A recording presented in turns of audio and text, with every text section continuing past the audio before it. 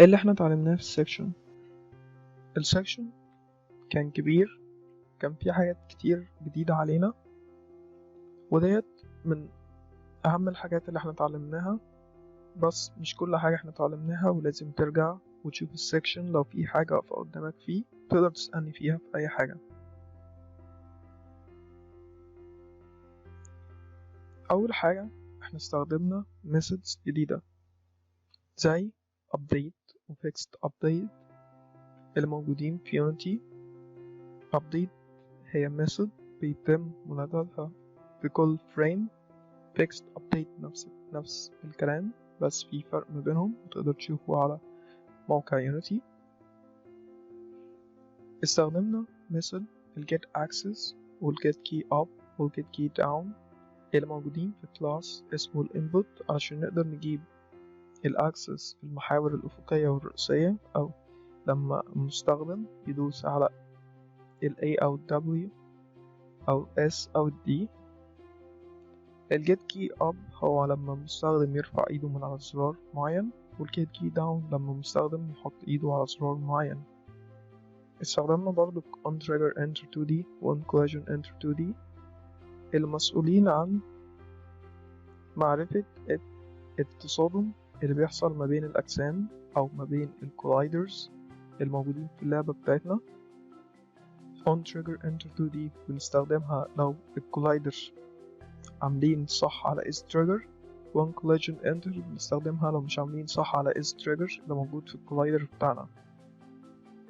استخدمنا دالة أو method اللي اسمها translate اللي موجودة جوه transform class علشان نقدر نحرك اللاعب أو نحرك الانمي أو نحرك البولت بتاعتنا.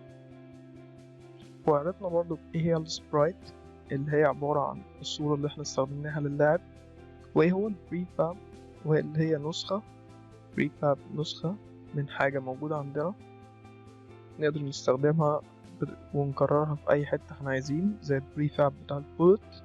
احنا عندنا بولت واحدة بس بنفضل نستنسخها لكل عند كل مرة الانمي بيطلق رصاصة او البلاير بيطلق رصاصة، ونفس الحكاية عندنا انمي واحد بيتم استنساخه لما نبدأ نعمل ريسبون لانمي تانيين. وعرفنا ايه هي فكرة التصادم في الألعاب، وانها بتتم عن طريق الكولايدرز، الكولايدر بيتصادم مع كولايدر تاني.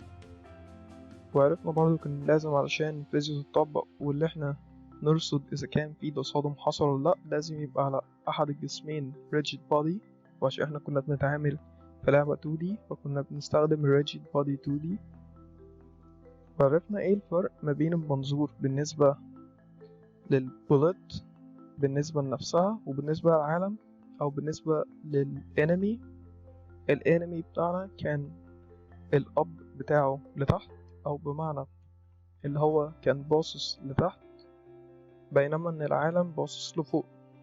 فالمنظور بالنسبة للعالم ان فوق هو لما الواي تعلى، بالنسبة للانمي اللي باصص تحت فوق بالنسبة له ان الواي تقل. وعرفنا برضو اللي احنا لو عايزين نشير الى الكومبوننت اللي اسمه ترانسفورم اللي موجود على الجيم اوبجكت، واحنا بنكتب الكود بتاعنا على نفس الجيم اوبجكت هنكتب كلمة transform small، التي هتبقى small.